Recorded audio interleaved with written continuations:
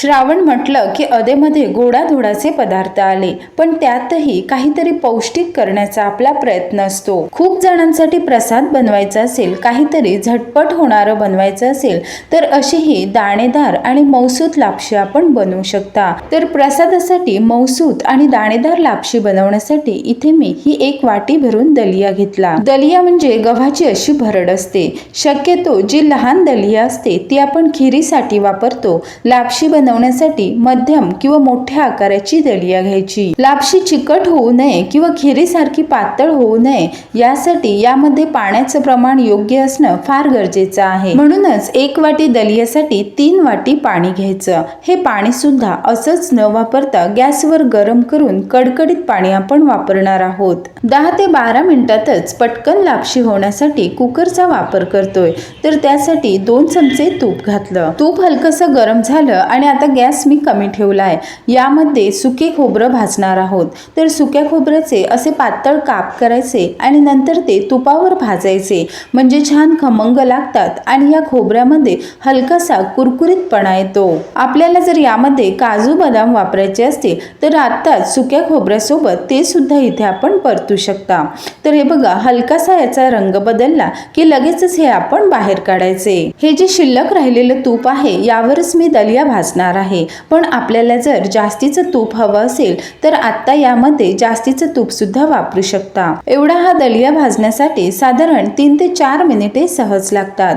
Gas कमी ठेवायचा आणि सतत परतत बघा अशा पद्धतीने हे भाजून घ्यायचं, म्हणजे हा दलिया छान हलका होतो आणि सोबतच त्याचा रंग थोडासा असा पांढरा होतो। दलिया बऱ्यापैकी भाजत आलाय आणि तुपावर परतल्यामुळे मस्त खमंग असा सुवास येतोय। बाजूला ठेवलेलं पाणी सुद्धा चांगलं कडकडीत गरम झालंय। गॅस कमीच आहे, कुकर गरम आहे आणि पाणी सुद्धा कडकडीत गरम आहे। त्यामुळे यामध्ये पाणी घालताना थोडं थोडं करून पाणी घालावं, कारण याची वाफ हातावर येण्याची शक्यता असते। थोडं थोडं करून पाणी घातलं। आता गॅस मध्यम ठेवून या पाण्याला उकळी येण्याची वाट पाहू। खरं तर दलिया टोपामध्ये किंवा मग पातेल्यात सुद्धा शिजवू शकता, पण कुकरमध्ये शिजवला म्हणजे पटकन शिजतो, शिवाय आतपर्यंत व्यवस्थित शिजला जातो। आता याला झाकण लावून फक्त 3 शिट्ट्या करून घ्यायच्या। तर बरोबर 3 शिट्ट्या झाल्यात आणि कुकरमधली हवा गेली। आता वरचं झाकण काढून पाहिल्यावर बघा हा दलिया तळापर्यंत छान असा शिजलाय। मिश्रण पातळ झालं नाही किंवा तळाला सुद्धा लागलेलं नाही। छान असा मोकळा मोकळा हा दलिया शिजून आला।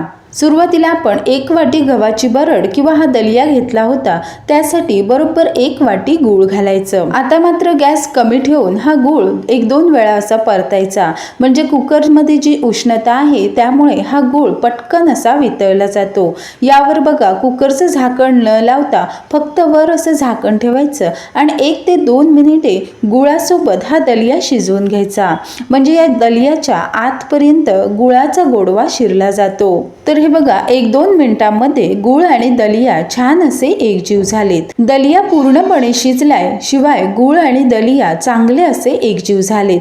तरी सुद्धा बघा यामध्ये चिकटपणा नाही किंवा अजिबात पातळ सुद्धा झालेलं नाही आणि आत्ताच हे एवढं मोकळं मोकळं दिसतंय। पूर्णपणे थंड झालं की छान असं कोरडं दिसतं। आता सर्वात शेवटी यामध्ये अर्धा चमचा सुंठ पूड आणि पाव चमचा जायफळ पूड घातली। आपण इथे गुळाचा वापर केलाय, त्यामुळे वेलची पूड घालण्यापेक्षा अशी ही जायफळ पूड घातली म्हणजे गूळ आणि जायफळ यांचा फ्लेवर खूप छान येतो। आणि सर्वात शेवटी खोबऱ्याचे काप घालावे, म्हणजे यामध्ये जो क्रंच असतो तो मात्र टिकून राहतो। 1 ते 2 वेळा हे सर्व असं मी एकजीव केलं। गॅस बंद केलाय आणि यावर झाकण ठेवून फक्त 1 मिनिट असंच ठेवायचं, म्हणजे ह्या खोबऱ्याला छान असा गोडसरपणा येतो। भरपूर प्रमाणात प्रसाद बनवायचा असेल, फार काही बनवायला वेळ नसेल, अगदी पटकन काहीतरी बनवावं असेल तर मात्र अशी ही लापशी आपण बनवू शकता। 1:3 हे प्रमाण, म्हणजे 1 वाटी दलियासाठी 3 वाट्या पाणी आणि 1 वाटी गूळ वापरलं म्हणजे ही लापशी बघा छान अशी दाणेदार होते, मऊसूत होते आणि दिवसभर अशीच छान कोरडी राहते।